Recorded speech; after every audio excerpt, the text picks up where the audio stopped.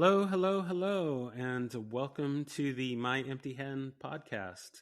Our conversations in Kempo, and we're just gonna chit chat and talk about Kempo and whatever else happens to come our way. I am Reggie Darden, and today I have with me Ted Sumner. I am really excited to be able to chat with you and uh, just find out about your journey, find out about your story. Just real quick, kind of my brief history. I started in Kempo in the mid '90s. I started at what was essentially a Tracy school, um, and actually, I believe I'm in we are in the same lineage, but we'll talk about that. I trained at that school for about 3 years. Then I left for the Army, did a little bit of Taekwondo and Hapkido and boxing. After the military, I got involved in Capoeira and been doing that for coming up on 17 years. And currently, I'm training at a Kempo school that I've been at for I guess about 2 or 3 years as well. Just recently got my green belt, and so just moving right along and enjoying that, and just excited to get to chat with you. So if you could go ahead and let us know how Kempo found you, how you got started, and just take it. Okay, well, let's see. Going back to early on, I was very interested in boxing. I boxed at the YMCA. My coach there thought I was pretty good. And I grew up in the Bay Area, the San Francisco Bay Area in San Jose. And so he sent me over to San Jose State to work with their boxing team. At the time, they were coached by Julie Menendez and were the NCAA champions. Went to his camps, and he thought I had some promise. He was grooming me for a scholarship, wanted me to box for him there at San Jose State when somebody was killed in competition, and the NCAA dropped collegiate boxing altogether. And so that was the end of that. In the meantime, my eighth grade school teacher, Dave Cardenas, he was a Korean War veteran. He had been pretty badly wounded. He was also a big boxing fan. And so, he kept boxing gloves in the back of the classroom, and he'd put everybody to work reading one chapter and pull me and another guy back there, and we'd go through boxing technique. Well, I was wrestling at the time in high school, stopped by to see him after school, and this was in 1963. And he told me to forget about boxing. There's something new I'm doing. You gotta see this. He started showing me some Kempo techniques, and I said, "This." After an hour, I said, "This, I got to do this." Mm-hmm. So I got a hold of my best buddy at the time, Rick Harper, and we convinced our parents to let us enroll at the Tracy's new school in San Jose, and that's when we started training. Right on. I continued on with it.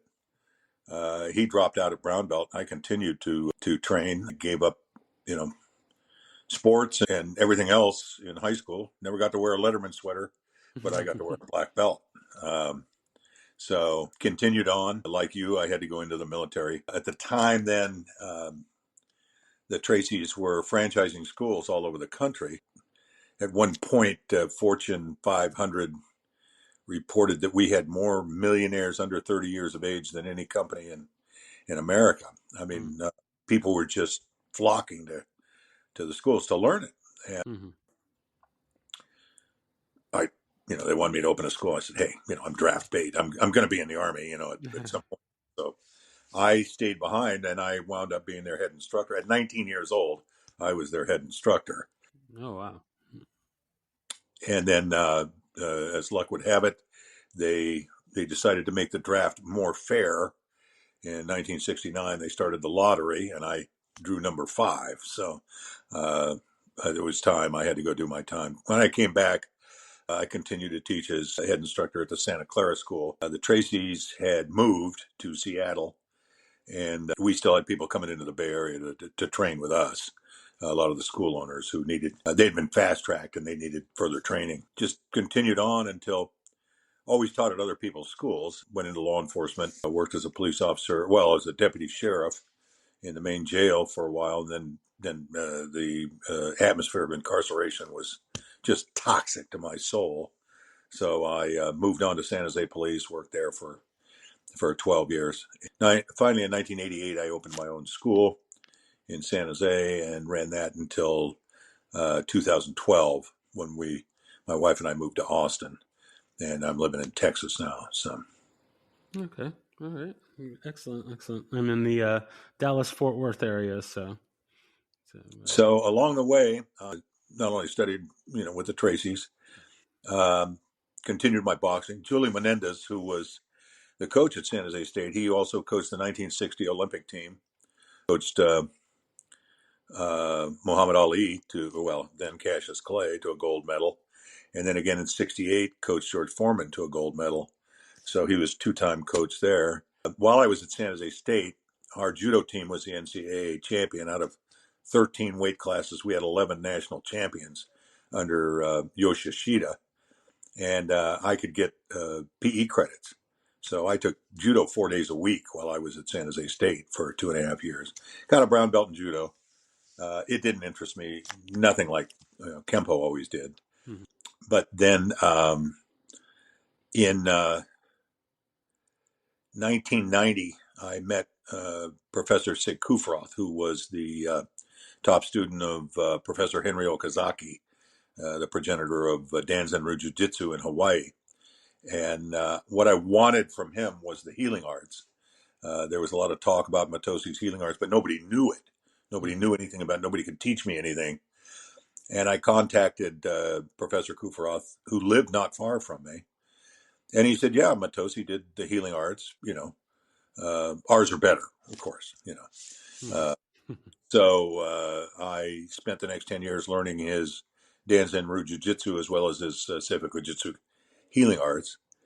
And he unfortunately died in 1990, or rather 2000 at the age of 90.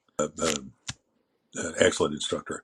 So I did have, I was well-rounded in the martial arts. So when you first were introduced to Kempo, like what stood out or what attracted you to the art? Well, that's very simple. When I wrestled, a bigger, stronger, more skilled wrestler always beat me. When I boxed, a bigger, stronger, faster boxer always beat me. But when I started learning Kempo, I found out I had 1,000 ways to beat anybody. You want to fight like this? Okay, I'll fight like this. It gave me so many tools. The only limit on it was what I put on myself. Kempo was so versatile. It just leveled the playing field against any opponent. And, I was just on to it. Never could. Excellent. Excellent. So just to kind of, I guess, see how our kind of lineages go. So my instructor was Pete Salas. His instructor was Ornette Chicken Gabriel. And before that was Dick Willett. And then Right. Dick Willett was a student of the Tracys. So, yeah, we had 2 schools in the Bay Area at that time when they started. Well, we had 3. They started their school in 62 in San Francisco. Then they opened a school in Sacramento and San Jose and one in San Mateo. The San Mateo school was taken over by a man named Ray Klingenberg. And that's where Dick Willett studied. And that group that came out of there, they were all, great competitors, great fighters. Mm-hmm. In 1968, we both got our black belts. I went in the Army after that, and Dick went to Sacramento, where he opened his schools. Okay. And that's where Chicken studied. Okay. So that's the lineage you came out of there. Okay. Yeah, I have Not really, heard a lot about that side of the lineage. So, I'm, I certainly want to know more, and certainly want to, connect with kind of the people of that era, and Well, they're certainly around. I'm on their board of directors. They honored me by asking me to be part of their board of directors. So we were meeting fairly regularly. COVID changed everything.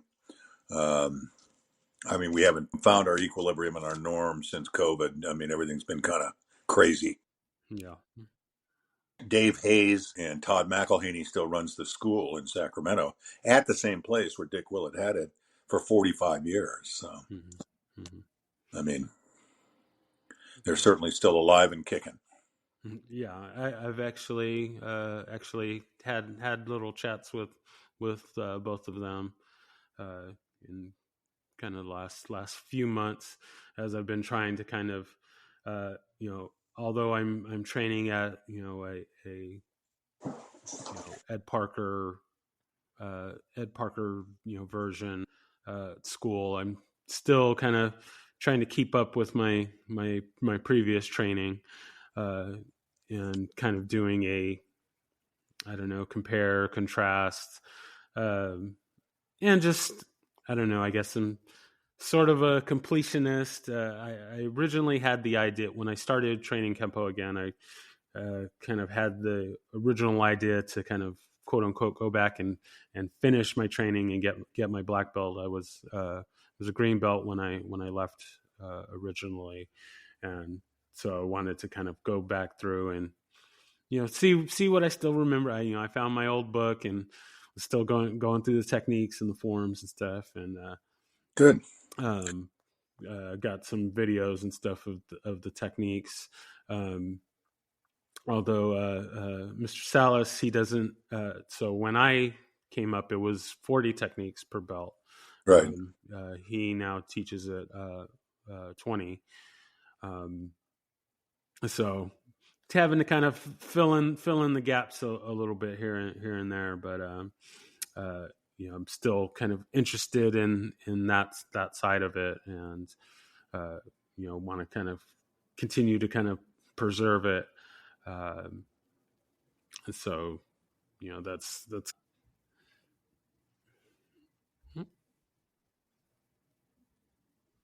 Oh yeah, I just sorry. I had an. Seeing a little message here about something on the recording, so just. Well, Tracy's is a difficult curriculum. I mean, there's no question about it. It's you don't cakewalk into a black belt. You got to earn it, but it's worth it. It's well worth it. Mm-hmm. And I've heard people say that I've taught over the years. Oh well, I've got to put my training on hold for now. I'll finish this later. Nah, don't do that. There's no time like the present. There will never be a better time. You will never be more ready to do it than you are right now. So don't put it off. Don't find a way to fit it into whatever your life consists of at this particular time. Is my advice to anybody when it comes to their Kempo. Mm-hmm. Mm-hmm. Gotcha. So something that I've been kind of always curious about and trying to, I guess, find a way to get this gently and make sure that we don't step into too much drama and controversy. But I've always been curious about, I guess, the I don't know, split, or just the kind of difference in the trajectory between the Tracy's version and kind of the Ed Parker version of evolution. Is there anything you can kind of speak to as far as just Absolutely. I was right there in the middle of it. I mean, what do you want to know? I mean, well, I guess first, from your side of it, or what you were exposed to, I mean, was there kind of bad blood, or I guess what was the reasoning from going in the different routes? Well, the Tracys were very, very organized, very businesslike, and they brought in a man named Tom Connor, who came from the Arthur Murray dance schools. And I don't know if you know anything about Arthur Murray's, but back in the 50s and 60s, they were a fabulously successful franchise of dance instruction schools. And their success stemmed from their process of teaching private lessons. And the Tracys found that they could produce a much more efficient student with greater and more rapid transfer of knowledge and skills in private instruction than in group instruction. And you got to remember, we were the only second generation to learn this art in our own language. Before that, we were learning it in a foreign language, and it was very difficult. A lot of things don't translate out. I know that when I've worked with my school, used to host the full contact Nippon Kempo team from Osaka University. Their coach was Susumu Matsumura, who was a mathematics professor. He's a friend of mine, and he brings his team over every summer.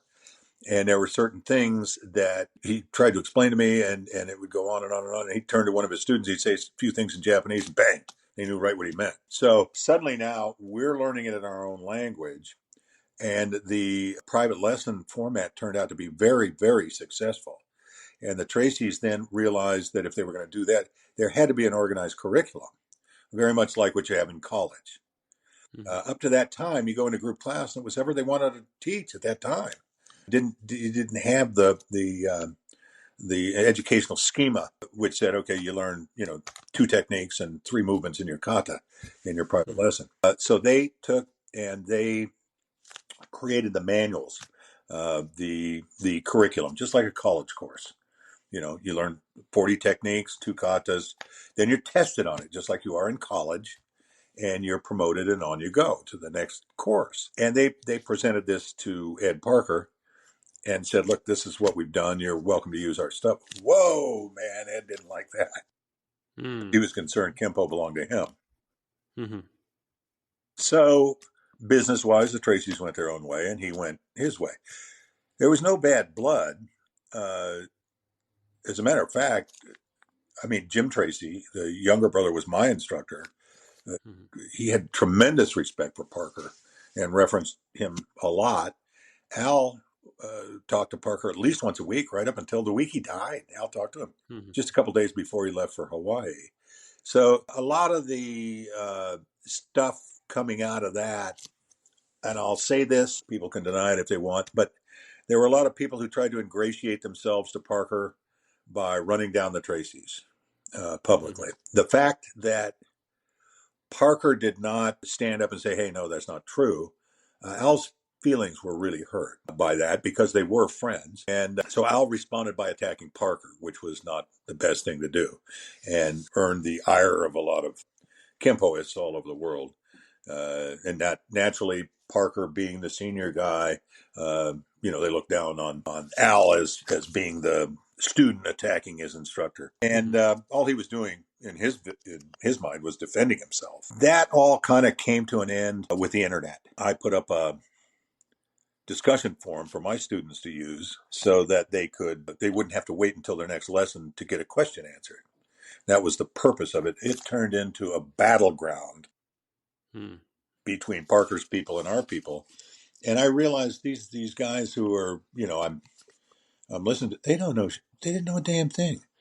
These were younger guys, and it was obvious they were trying to ingratiate themselves and impress the more senior guys. Well, the older guys who knew me, and we'd come up together, started telling them, hey, you're way off, you're going to get in trouble. You better watch it. You better shut up.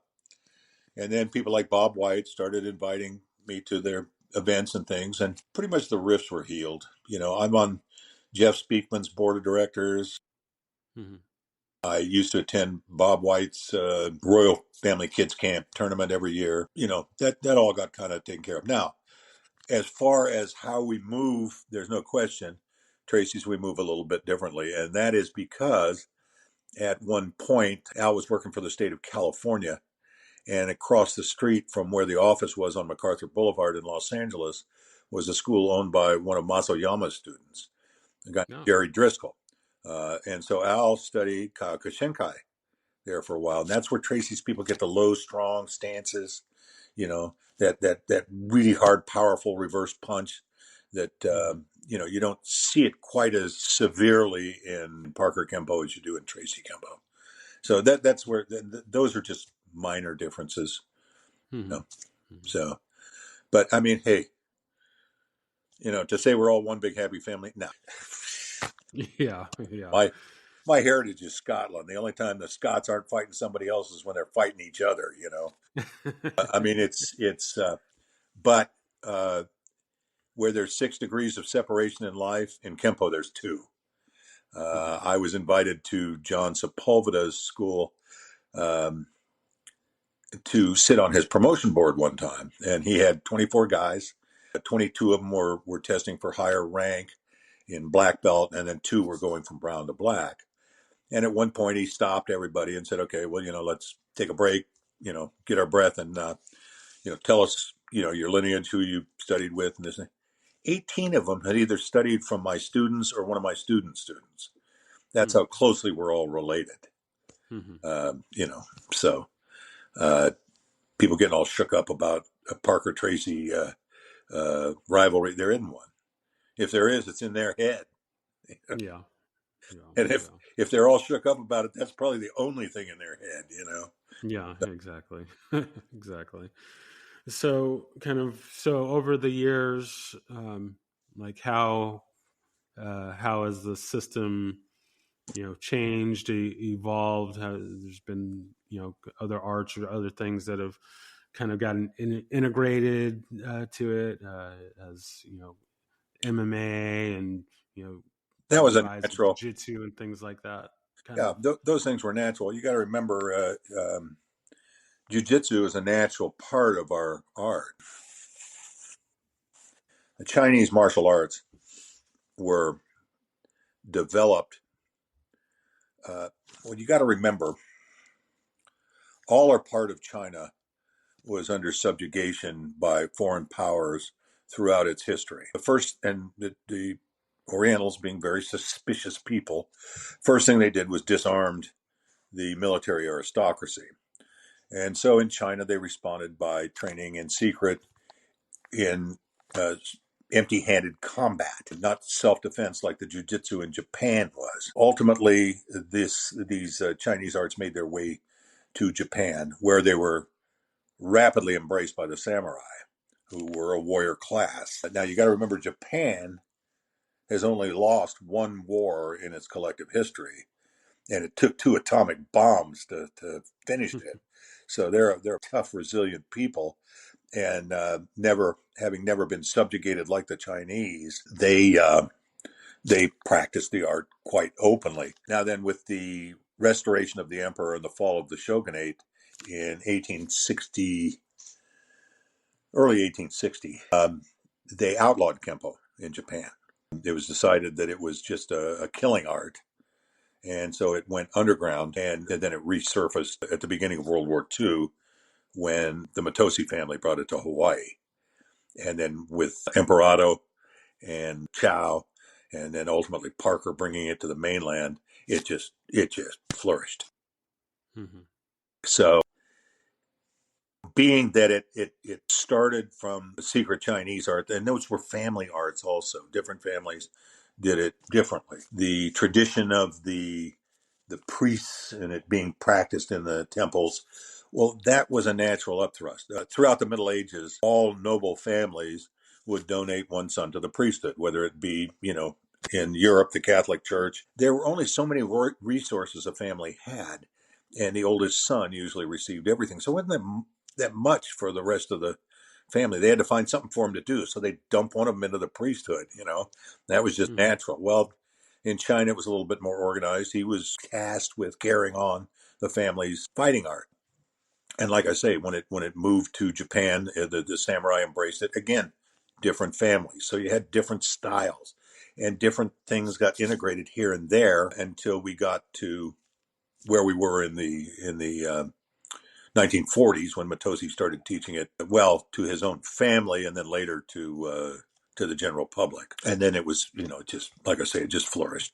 Now then, as far as MMA and that kind of thing, we didn't have a point sparring sport aspect of Kempo. We borrowed that from the Japanese. And I remember in the early days, all of the tournaments were put on by the Shotokan people or the Shinto-ryu people. And they didn't like us. They considered us a rogue art.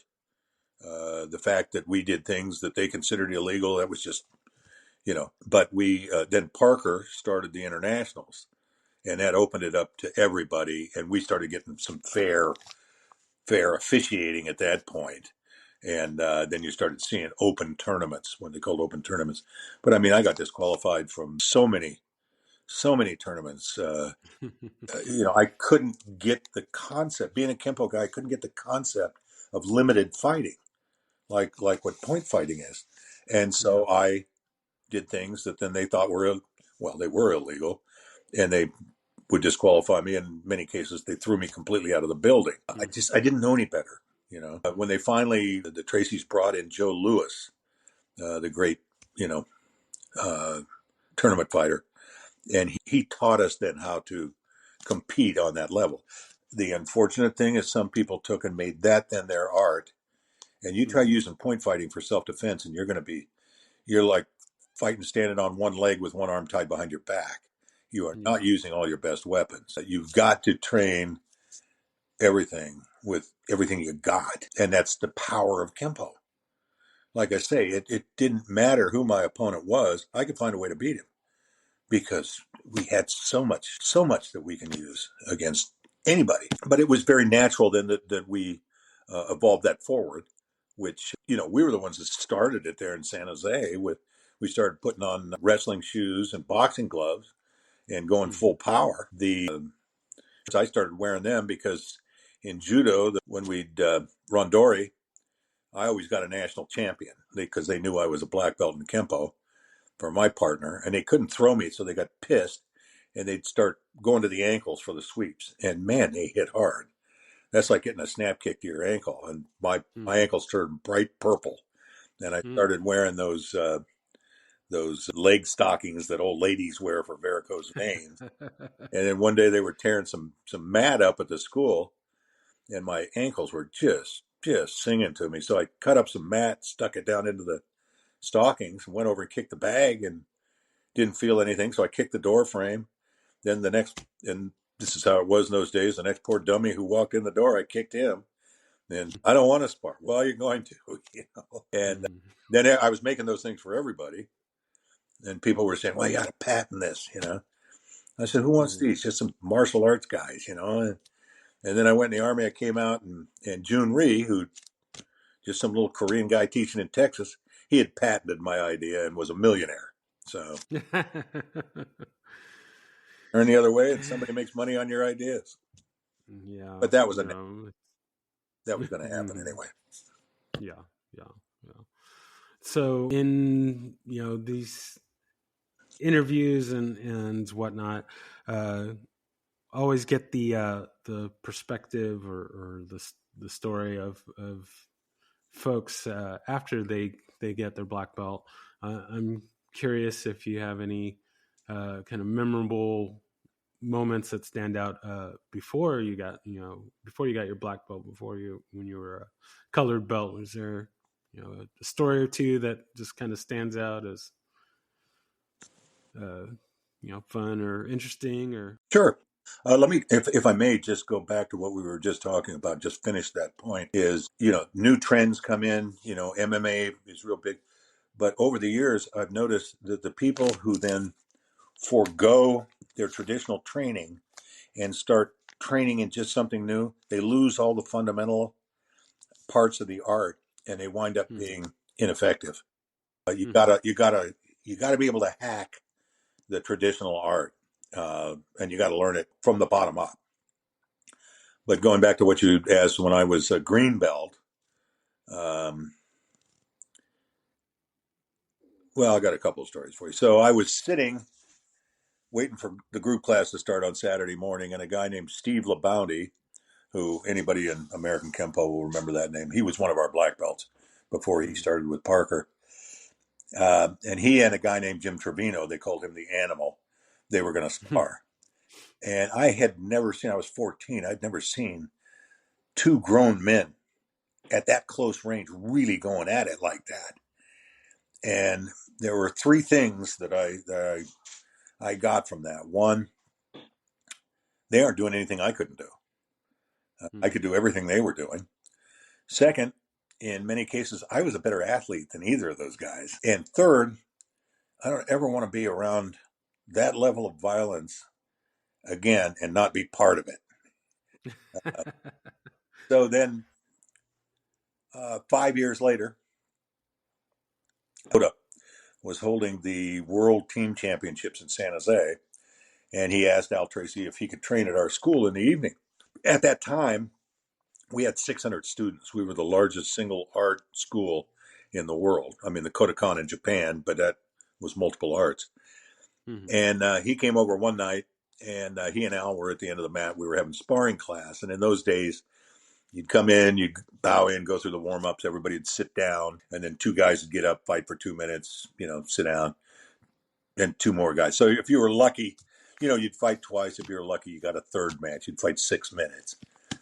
So they got me and a guy named JT Will, who a lot of people will remember from, he was big in the MMA stuff as an official, a referee.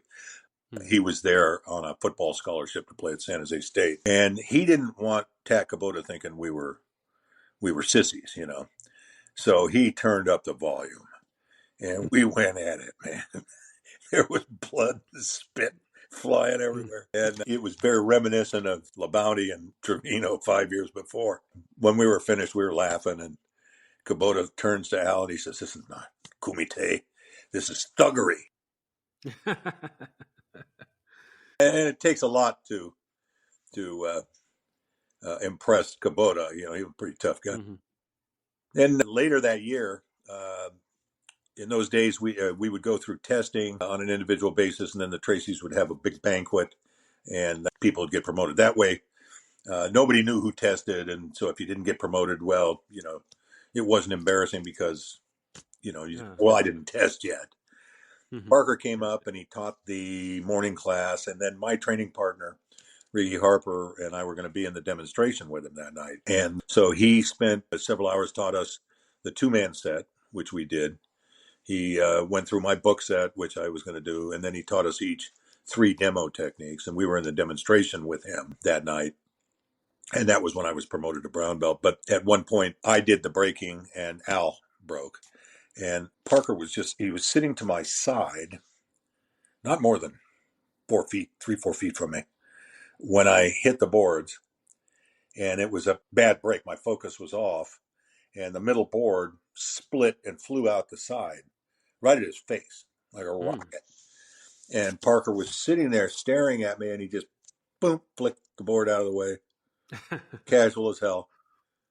And then he was still watching, and he looks up at me like, "Get with it, kid." Well, on I went with it, Very nice, very nice. So looking at, the training, you've been in the art for a long time. Is there anything? 51 years next month. Oh, wow. Nice. Very nice. Is there anything that you see, or maybe something that you used to do, or training that used to happen that maybe isn't happening these days? Is there a change maybe that you would like to see happen as as the art goes forward, or maybe is there something that is happening now that you wish was happening when you were coming up? Is there kind of anything like that? Well, when I was coming up, we didn't have children. We didn't have kids. I was the kid. Started just before my 14th birthday, 13 years old, and they didn't cut me any slack at all. Most of the students were veterans, either Vietnam or Korea. Vietnam was escalating at the time, and these guys were serious, very, just deadly serious about the art they were learning. They wanted it to be effective, and they would push the limits as far as it was safe to get as much reality as they could out of it. Padding changed a lot of the things in the way we train. My students will train with pads on, but then at some point they're going to take the pads off because they're going to learn there's consequences. You can hurt yourself as badly doing this incorrectly as you can doing it with pads on. Gotcha. Oh, no problem. And then, it became a big thing with children. Um, like I said, I gave up everything. I gave up, sports in high school, but it's become kind of it's something we do between Little League and soccer, or ballet and tennis. Um, and it's much more serious than that. In 1932, Jigoro Kano, the founder of judo, the Olympics were held in Los Angeles at that time, and he came over and he addressed the Olympiad and put on a judo demonstration.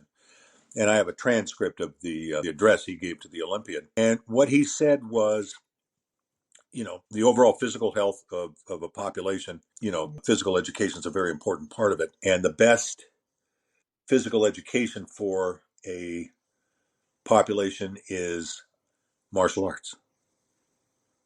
And that is because, one, it trains all aspects of the body, but two, there's a secondary value to everything you do. So unlike badminton or volleyball, there's no secondary value. Whereas with martial arts, there is, and that is self-defense. And along with self-defense comes self-esteem. And it's very easy to overlook the importance of that because they instill a false sense of self-esteem with participation trophies, belt test every month. I had one guy come into my school, he was a 5th degree orange belt. I mean, come on, but he got a promotion every month. That's false self-esteem. And though it can serve you, it can fail you also. A high level of self-esteem is important, and martial arts will give it to you, but a false sense of self-esteem will get you into trouble. And Sure. so I would like to see a lot of these commercial schools, particularly that are teaching children, get a little more serious about it. Make sure that they're learning the things they need to learn. These Taekwondo schools, one of the things they should be teaching those kids is how to fall. Because, I am so, oh my goodness, I am so with you on that. Falling should definitely be taught uh, early and often. well, and from a personal standpoint, the 60 years I've been in the martial arts, I've fallen down a lot more times than I've ever had to fight. Mm-hmm. I've fallen down stairs. I've slipped on, uh, ice. You got to know how to fall. My own father fell at the age of 80, coming down a flight of stairs, had trifocals on, thought there was another step, uh, caused him to trip. The fall wasn't that bad, but because he did it incorrectly, it snapped his neck, and he lived out the rest of his life as a quadriplegic. The other thing is you hear all the jujitsu guys, anywhere from 60 to 90% of all fights go to the ground. Mm-hmm. That may be, but I can't speak to that statistic, and everybody knows that 87.4% of all statistics are made up on the spot. But the simple fact is 50% or more of those fights end right then because somebody's disabled or hurt badly by the fall. And if you know how to fall, you protect yourself from injury. I don't want to see anybody wind up the way my father wound up. A man, with that much vitality, just sitting in a wheelchair. If he wanted to puff off a cigar, somebody had to hold it for him. Just, terrible way to end your life. So I'd like to see them take that a little bit more seriously, teach them some grappling skills while they're younger. And I found that when I teach adults really struggle with falling and rolling, whereas kids, it's real easy to teach them. So teach them while they're young. Then those skills are already there when they get old enough to be taught what I consider to be the lethal aspects of our art. and that Mm-hmm. shouldn't start until about 14 or 15. They just don't have the responsibility. So those are the Right. changes I would like to see. Yeah, no, I'm so with you on that. So, I study capoeira as well, and saw a video recently of, there are a lot of sweeps and takedowns in capoeira, and was watching a video of a match, and a lady just got it wasn't a very hard or aggressive sweep, but when she fell, I Mhm. mean, her head just hit the ground. That was the first thing that hit the ground, and it just really shook me on just all it takes is falling on your head, and that's the end of things. I don't know if you So. watched that football game last night, but they did a quick recap on some of the injuries to the Miami Dolphins quarterback, Mhm. and every one of them. I mean, they slammed him. The fall wasn't that bad, but his head then slammed over and hit. Yeah. They haven't learned how to tuck the head, protect the head. Hmm. It's huge. All right. So, got a few little kind of fun questions as we uh, head towards closing out for today. First one being, do you have a favorite technique? Well, yeah, uh, I would say for its versatility and the times I've used it, the manner in which it overwhelmed the opponent, and that would be slashing cougar. Oh, yes, I like that one. I love that double claw, and it can be done, with them separated or as a unified body movement. Extremely powerful and devastating. Other than that, one I've used a lot because when I was in law enforcement, occasionally people would charge you, particularly if they Hmm. were bigger and stronger, Hmm. was arcing blades. I mean, Oh, okay. closing up with that kick to the groin, that stops. I mean, a 250-pound man will stop like he hit a brick wall as soon as he's struck in the groin and his hips go backwards. Hmm. And then after that, you own it. Exactly. Um, Exactly. and Fantastic. then, I of like it. course, headlock, which Hmm. everybody tries Yeah. to get in a headlock. Headlock A, which is Hmm. probably the most effective defense against a headlock we've got. Got you. Got you. Excellent. Excellent. Do you have a favorite form? Well, let me clarify here. I'll say yes. Long four, as Kempo forms go, Hmm. that was without a doubt Ed Parker's just absolute masterpiece. But for overall training, the book set, Ah, yes, the one of book my set, favorites. and when you've studied the healing arts, you realize, people always ask me, well, what are those movements at the beginning? That's part of the healing aspect of the kata, because those big movements are massaging the lymph nodes in the armpits and in the elbows that causes then to stimulate the immune system and begin the healing of the body, which is an important aspect of that. Then you go into the fundamental parts and then actual techniques in that kata. It's Hmm. a beautiful kata. I like it. I like it.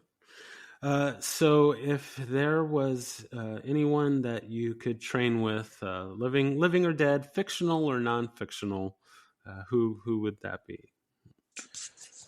Fictional or non-fictional? Well, for lessons in life, if it could be anybody, it would be Christ. Maybe he could get me back on track and Mm.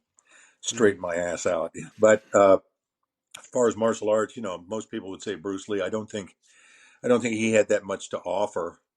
Um, and again, you say fictional or non-fictional. Bodo Hama, the founder of martial arts. Hmm. Why not get it right from the beginning? Hmm. You I know. like it. I like it. Very good. Very good. And so then the last little thing that I have here.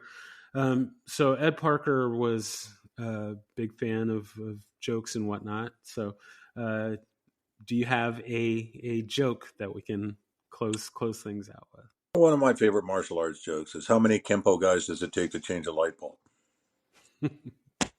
Takes 1,000. One to change the light bulb and 999 to say, that's not the way Mr. Parker taught it to me.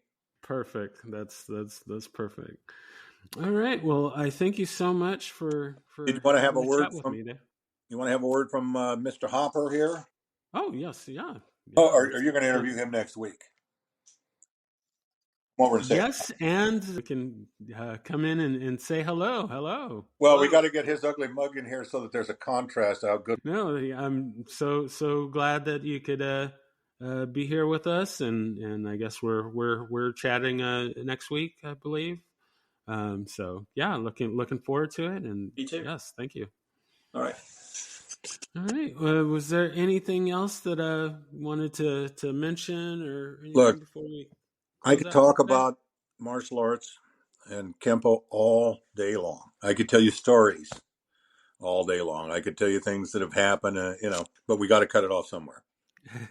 Yeah, no, I definitely could, hear stories and share stories and stuff for days on end. So, we'll definitely have to get you back for part 2 and 3 and 4 and all that at another time. But yeah, I thank you so much for being on, and I will let you know when this is ready to come out pretty soon. And you just have a wonderful day, and You as well. thank you again. And thank you.